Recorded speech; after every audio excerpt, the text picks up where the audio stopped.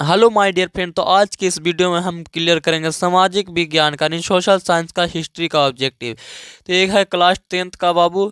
तो अगर मेरे चैनल पर आप फर्स्ट बार आए हैं तो मेरे चैनल एमबी क्लासेस को सबसे पहले आप सब्सक्राइब कर लीजिए और बेल आइकन को दबा लीजिए, जिससे हम सभी चैप्टर का ऑब्जेक्टिव डालें तो सबसे पहले आप तक पहुँचे। तो देखिए इस वीडियो में हम इतिहास का क्या उस पहला चैप्टर का ऑब्जेक्टिव क्लियर करेंगे।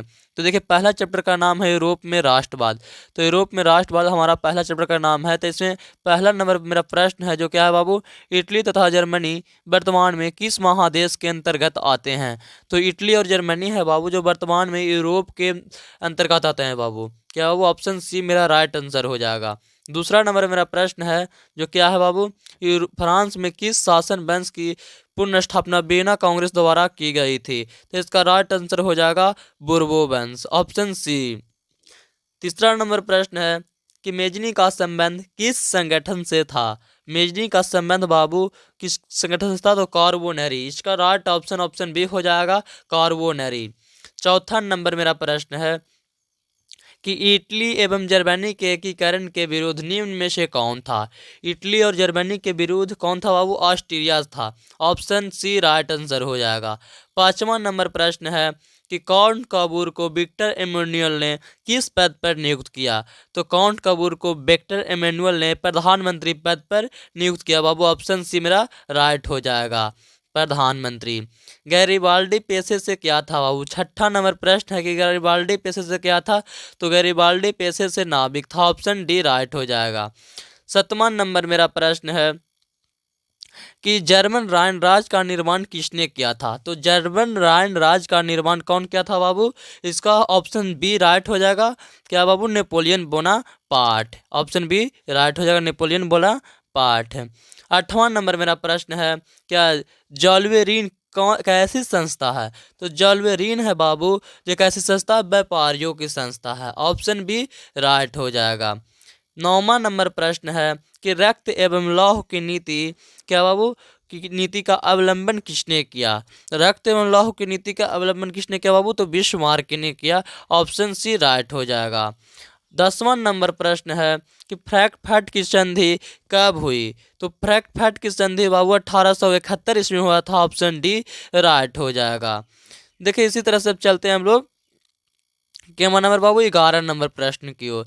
तो 11 नंबर मेरा प्रश्न है कि यूरोप वासियों के लिए किस देश का साहित्य एवं ज्ञान विज्ञान प्रेरणा स्रोत रहा। यूरोप वासियों के लिए किस देश का साहित्य एवं ज्ञान बाबू विज्ञान प्रेरणा स्रोत रहा। तो इसका राइट ऑप्शन बी हो जाएगा, यूनान।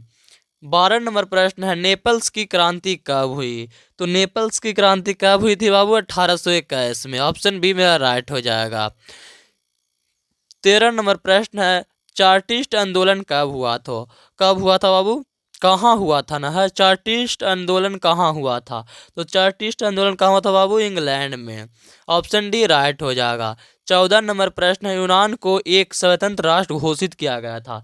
यूनान को कब बाबू स्वतंत्र राष्ट्र घोषित किया गया था बाबू, ऑप्शन बी राइट हो जाएगा, 1832। 15 नंबर प्रश्न ऐतिहासिक द्वंद्ववाद की व्याख्या किसने की। तो ऐतिहासिक द्वंद्ववाद की व्याख्या हिगले ने की, ऑप्शन ए राइट हो जाएगा। 16 नंबर प्रश्न है एड्रीनी क्या बाबू एड्रियो पुल की संधि कब हुई। तो एड्रियो पुल की संधि बाबू कब हुई थी बाबू, ऑप्शन बी राइट हो जाएगा, 1829 में।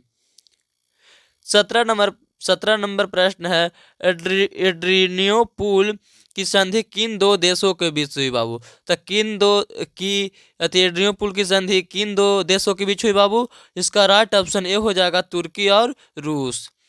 18 नंबर क्वेश्चन है सेडान का युद्ध किनके बीच हुआ। सेडान का युद्ध बाबू किनके बीच हुआ था। तो फ्रांस और पर्सा के बीच हुआ था, ऑप्शन सी राइट हो जाएगा। 19 नंबर क्वेश्चन है कि इस देश का हंगरी पर पूर्ण आधिपत्य था। किस देश की हंगरी पर पूर्ण आधिपत्य था बाबू। तो 19 का राइट आंसर हो जाएगा, option B Austria. 20 number question है पोलैंड के विद्रोह को किसने कुचल दिया। तो पोलैंड के विद्रोह को बाबू रूस ने कुचल दिया, ऑप्शन ए राइट हो जाएगा। 21 नंबर क्वेश्चन है सन 1870 में फ्रांस और पर्सा के बीच युद्ध कहाँ हुआ। सन 1870 में फ्रांस और पर्सा के बीच सेडान में हुआ बाबू। 22 नंबर प्रश्न है किस युद्ध के बाद जर्मनी का एकीकरण पूरा हुआ? तो किस युद्ध के बाद जर्मनी का एकीकरण पूरा हुआ बाबू? तो सेडान के युद्ध। ऑप्शन डी राइट हो जाएगा, सेडान के युद्ध। 23 नंबर प्रश्न है कि यंग यूरोप का संस्थापक कौन था? तो यंग यूरोप का संस्थापक कौन था बाबू? तो मेजनी था। ऑप्शन ए राइट हो जाएगा।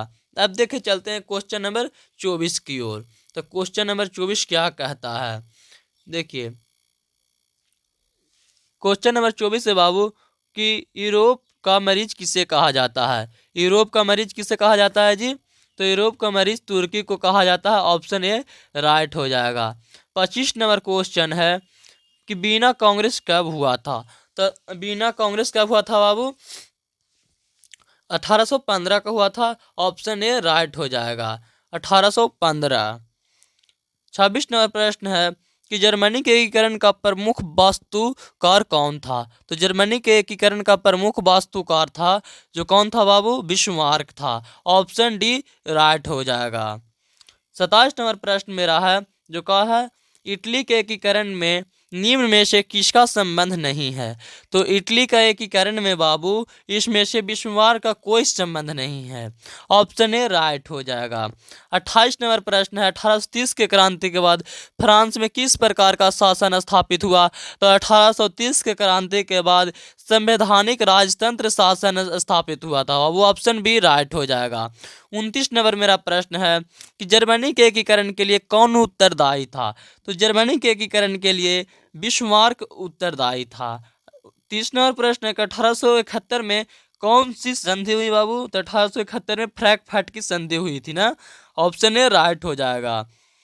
31 नंबर प्रश्न, इटली के एकीकरण में निम्न में से किसने योगदान किया था? क्या बाबू? इटली के एकीकरण में निम्न में से किसने योगदान किया था बाबू?